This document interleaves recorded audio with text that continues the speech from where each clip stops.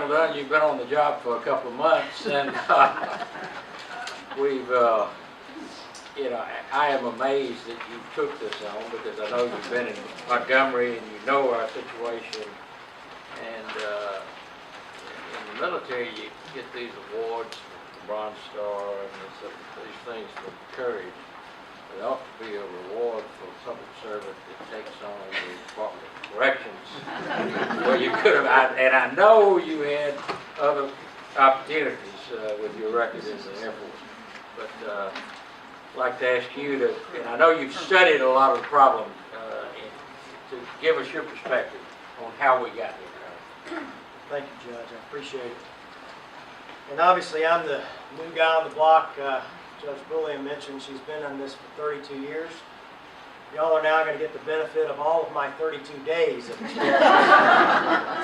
So, with that, let me just say thank you to the lead for the invitation. It's an honor to be here. I noticed that your theme was let the sun shine in. And I can tell you, for me, this has already been very enlightening.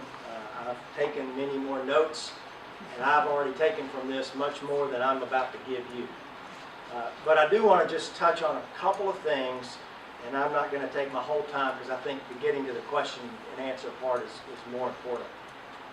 We've talked a little bit about sentencing, and obviously Mr. Wright understands that, and I'm privileged to partner with him in that, in those issues.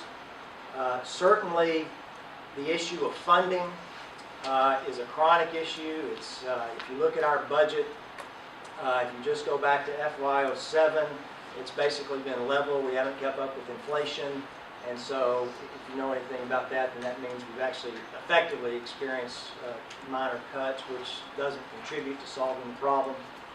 The judge mentioned a little bit about the rates of incarceration.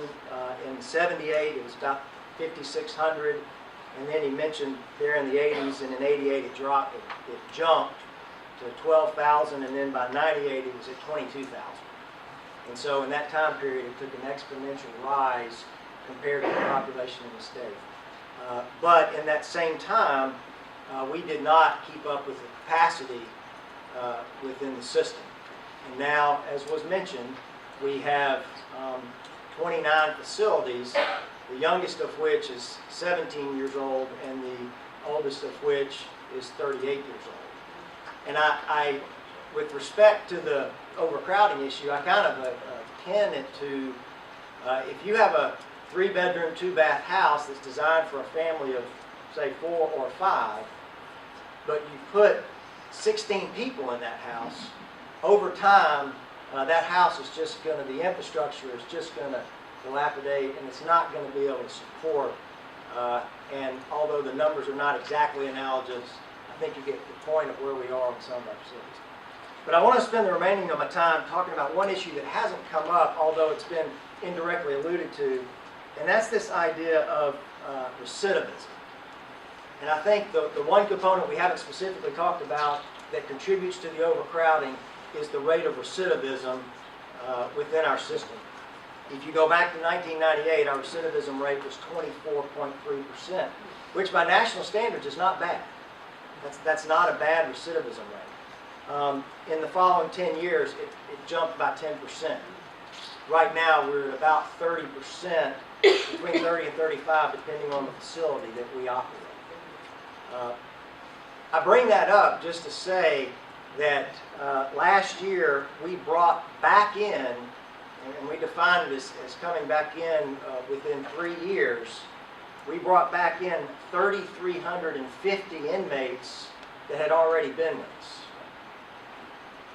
Now, I bring that up just to say that I am very supportive and appreciative and optimistic about some of the efforts that are going on, as was mentioned by Ms. Morris, to do more to transition them out of the prison system back into society. Because to me, that's not a partisan issue, that's a public safety issue. And I think that's something we can all agree upon, is that we do need to put more resources into taking them from the prison environment.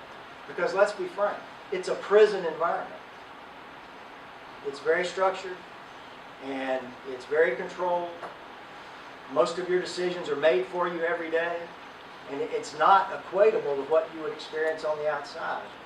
But, and I appreciate the example that she used, our highest recidivism rate comes from those that hit end of sentence, do not go through any transition period, and when they leave us, $20 in a bus ticket. That's not setting what I would call setting someone up for success.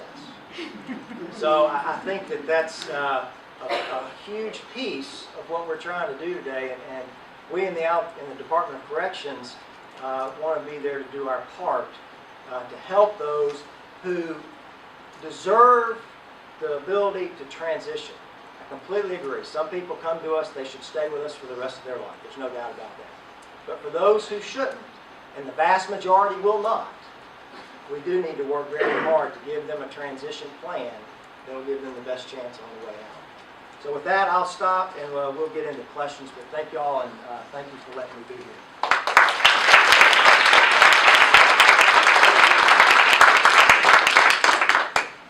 Thank you, Colonel.